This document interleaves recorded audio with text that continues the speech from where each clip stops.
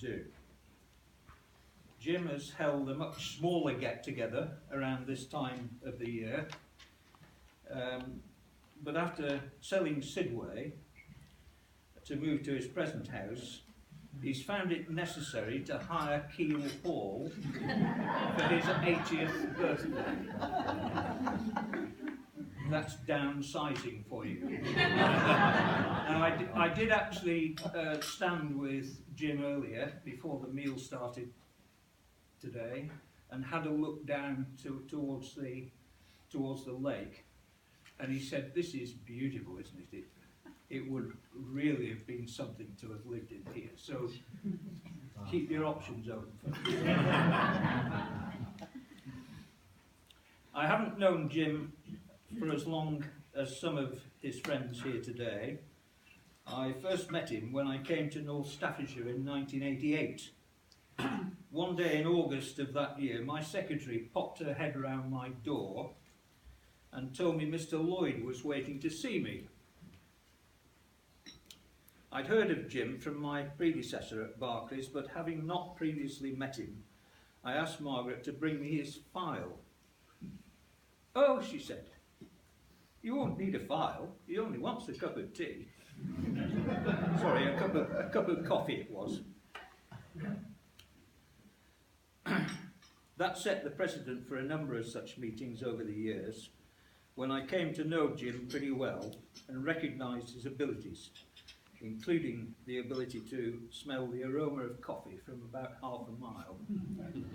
1988 was the year of the Seoul Olympics, and James D. Lloyd was heavily involved in fundraising for the Olympic appeal in Staffordshire to help our athletes to travel to Seoul. The appeal and Jim's part in it was a huge success. Fundraising for good causes has been a feature of his life. For several years he was involved with the Prince's Trust and received each year a Christmas card personally signed by the Prince of Wales. You're supposed to say, "Ooh."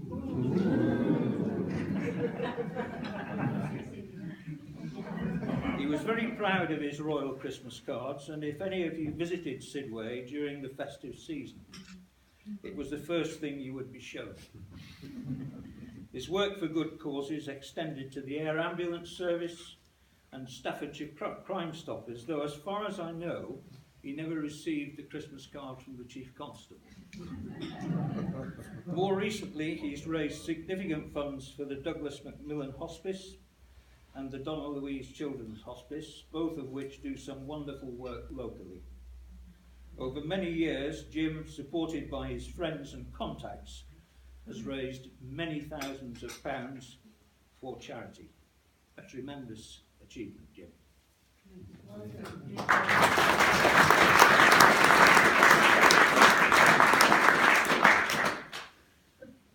Jim was born on the 3rd of February 1936. January. What did I say? Oh. You're younger than I thought you were. Sorry, 3rd of January 1936. The other significant event which occurred that year was that Edward, Prince of Wales, succeeded his father George V to become Edward VIII, but of course abdicated sometime later in the year. To avoid confusion, I just mentioned that this was not the Prince of Wales who sent Jim Christmas cards. It's interesting also that one of the popular songs of 1936 was Pennies from Heaven, which may have helped to influence Jim's adult life. He attended Longton High School, and shortly after leaving school he joined the family garage business run by his parents, for whom he has had a lifetime affection and admiration. In 1960, Jim married Cynthia, having first met her scoring at a cricket match. They both played hockey for Stone, and Jim was good enough to gain county honours and to captain Stone for 3 years before he retired from the game. Jim and Cynthia have kept in touch with many of their hockey friends, and I see many of them are here today, but Cynthia sadly passed away just before their golden wedding anniversary in 2010. In 1971, Jim bought his first Rolls Royce, to the apparent dismay of his father, who said words after the style, "What do you want to drive around Stoke in that for?" The next assignment was with Port Vale Football Club, where Jim served on the board for 10 years in the 60s and 70s, with 3 of them as chairman. The club had mixed fortunes, but the ship was kept on an even keel.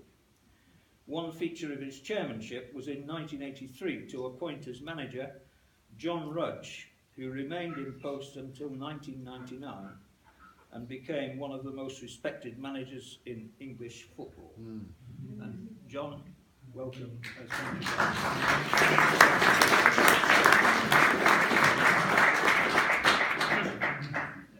Bear in mind that all this was happening whilst Jim was helping to manage a growing business now largely concerned with the manufacture of exhaust systems and silencers. There were also 2 growing lads to bring up. Both Andrew and Gareth inherited their father's love of motor cars. Both enjoyed a successful career racing saloon cars to a high standard, an expensive business, and Jim jokes that he should have bought them each a cricket bat when they were boys. Gareth is still driving fast cars, including his Ferrari, much to the delight of the residents of Pikegate.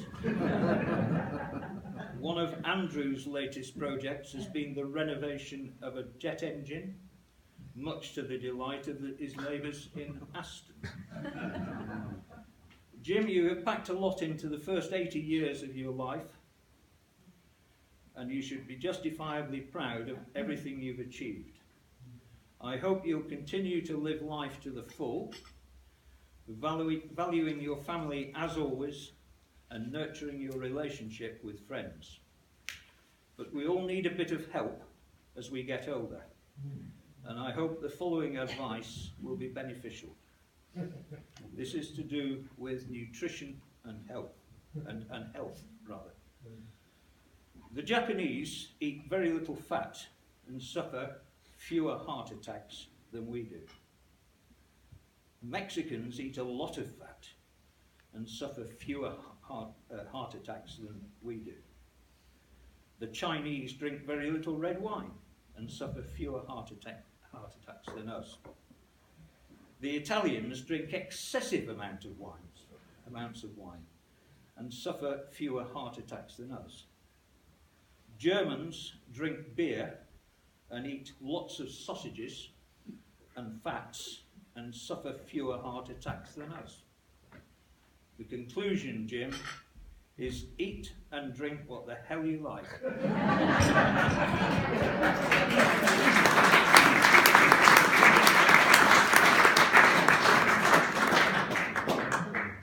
Speaking English is what kills you.